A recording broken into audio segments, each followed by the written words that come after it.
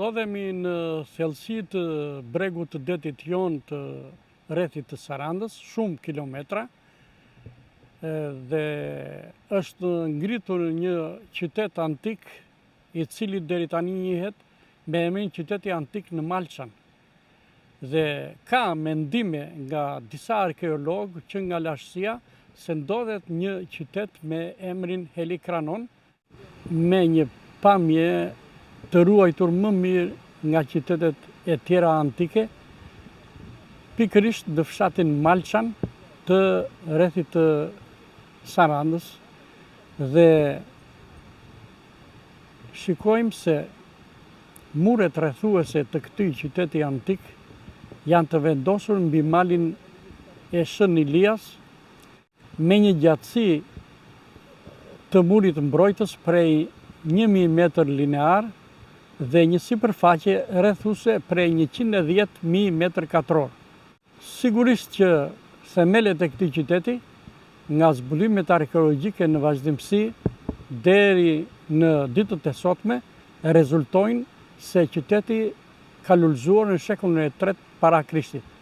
Ai përbëhet nga një strukturë e mureve rrethuese që arrin trashësinë deri në 3 metër e gjysmë, me 2 pjesë mbrojtëse ose këmisha dhe pjesën e brendshme të tij, të cilat janë mirë ruajtur deri në ditët e sotme dhe formojnë rreth 16 kulla mbrojtëse. Kullat kanë formën katërkëndshme dhe hyrjet, prej të cilave ruhen 3 prej tyre, më të rëndësishmet, dhe përbëhen nga bloqet e gurëve katërkëndshme, duke ruajtur një vijë drejtimi izodomik ose në vijë në vazhdimsi të bloqeve të gurëve. Në këtë aspekt, ato kanë një ngjashmëri me qendrat e qyteteve antike pa akropol, siç është Çuka e Ajtojt dhe të tjera, por hyrjet e tyre kanë ngjashmëri me portat hyrëse të Butrintit, të Mato Hasanaj dhe qyteteve tjera antike të ngritura në thellësi të tokës së Epirit. Duhet të përmendur se përveç mureve rrethuese, kullave dhe hyrjeve të tij, ka një strukturë përbërje prej 2 sisteme taracimi ku janë ngritur banesat. Dhe midis tyre, e miruajtur deri në ditët e sotme, është dhe një kish në pjesën ballore të saj. Rezultatet e gërmimeve arkeologjike janë thuajse të plota nga pastrimet dhe gërmimet arkeologjike, dhe ato të fundit janë bërë në këtë qytet antik nga arkeologu i Sarandës Dimitër Çondi. Dhe në vazhdimsi, kjo është një qendër e vendosur në thellësi, por tërheq sidomos arkeolog, studiues dhe pasionant për arkeologjinë. Duhet theksuar se zhvillimi i jetës këtu kaloi në periudhën antike, por edhe kisha e ndërtuar është një tregues i cili çon në një periudhë më të vonshme të përqendruar në këtë thellësi toke ose prapa toke të vijës bregdetare të Kaonëve. Qyteti është ndërtuar në shekullin e 3 para Krishtit, sikurse edhe shumë qytete antike që dominojnë në tokat e Epirit, si edhe të Ilirisë.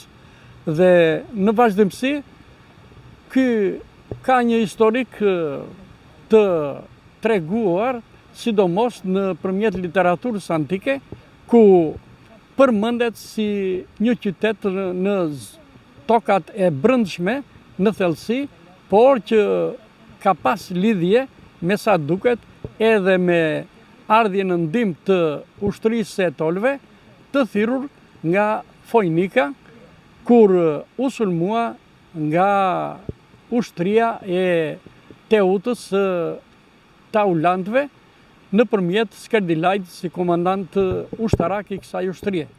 Dhe u paraqitën një natë, sipas studimeve, ushtria e etolëve që kaloi natën në qytetin antik të Helikranon, por ky qytet nuk është identifikuar akoma nëpërmjet studiusve si qyteti i Helikranos. Dhe nga banorët e zonës një vet më tepër si një kala, por e vërteta është se këtu kemi të bëjmë me një qytet antik, i cili ngjason shumë me qytetin antik pa Akropol, siç është ai i Qukusajtojt pranë Konispolit. Ne njohim si kala e ajo Ilias që themi ne, se është kisha e Shenlia. Edhe me atë emrin e njohim si qytet e vjetër si ashtu të shumë të kohshme përpara se ditën e sotme.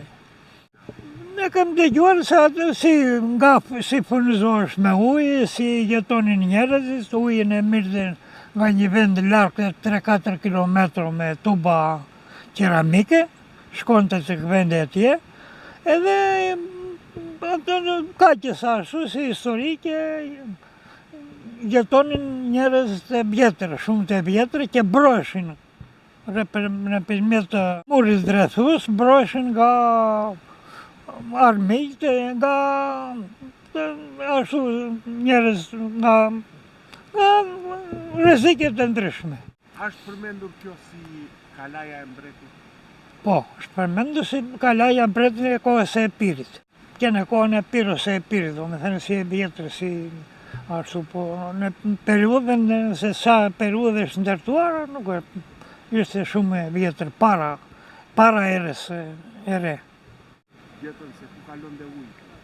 E ujën e gjetën përmet kalët, po e kemi dëgjuar dhe ne që kali trokiti këmbët, ku ishte ujë, trokiti me këmbët tokën, edhe gjetën që kalon dhe ujë që furnizonte. Këtu në këtë vend, këtu të Grika. Se ajo kalon dhe ne përmet zimorit atje, kalon dhe me tubo dhe shkon dhe atje. A vendi që mirë ishin larkë. Ishë në panoplatën, a i thoshin, vendin, që mirë në ujë. Edhe gjetën me përmet kalit. Kali gjeti vendin ku kalon dhe ujë, edhe ndërpren ujën, për të mos u furnizuar me ujë banorët që ishin. Pastaj u dorëzua, s'kishin ujë edhe dorëzua kale. Po, kështu ishte.